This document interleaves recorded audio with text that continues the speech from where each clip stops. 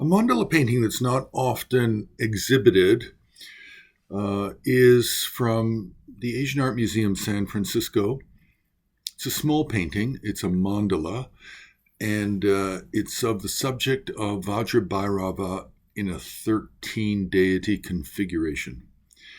And this mandala is 15th century, and most likely it's a Ngor Awam monastery production.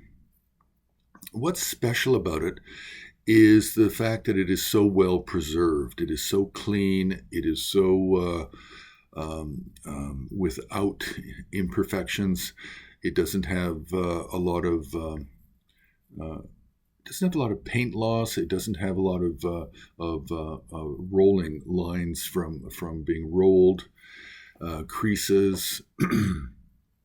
Now, I do believe that the blue border, textile border at the top and bottom, I believe that's been added. I think that was added sometime in the 20th century.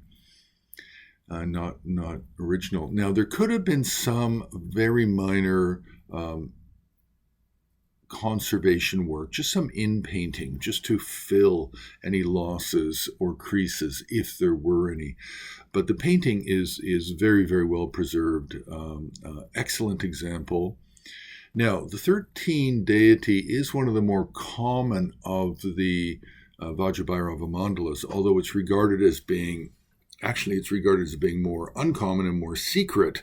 But if you tell people that this is uncommon and secret, then that's what they want to do.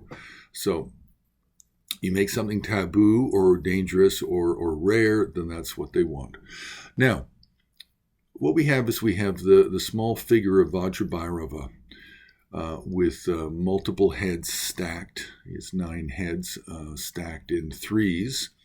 And this is very common for the Sakya and the Kagyu schools, to have the 9 stacked heads, whereas the Gelugpas have what's called the shell core, or the circular heads.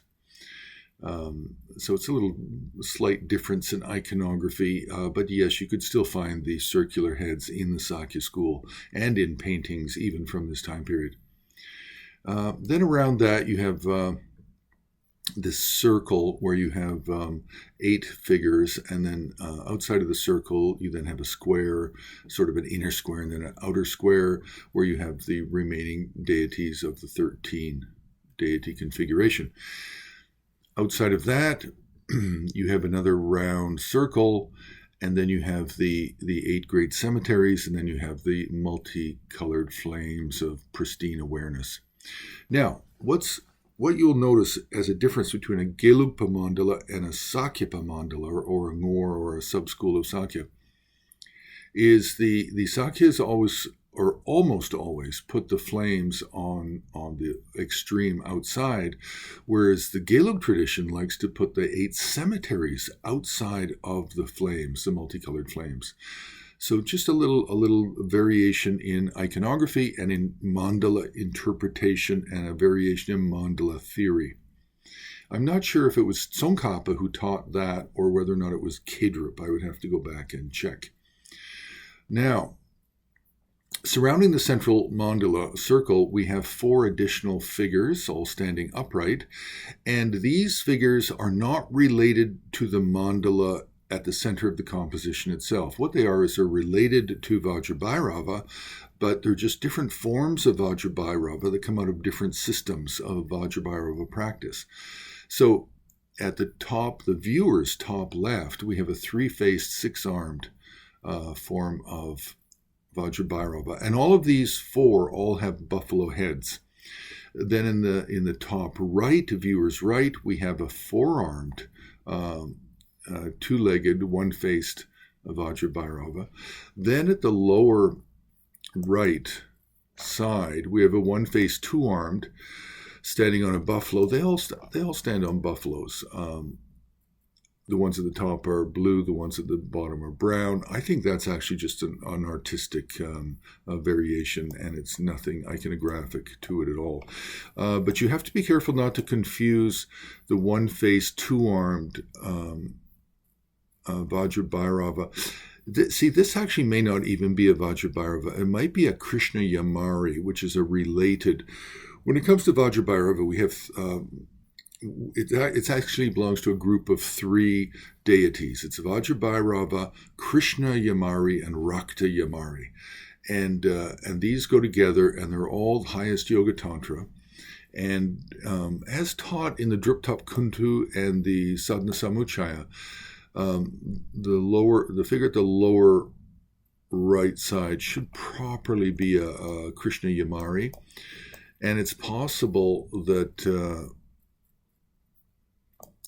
the top left side might be a Krishna Yamari as well. It's very difficult to know unless you have the text in front of you to know that there's a difference. But there will be a difference. There'll be a difference in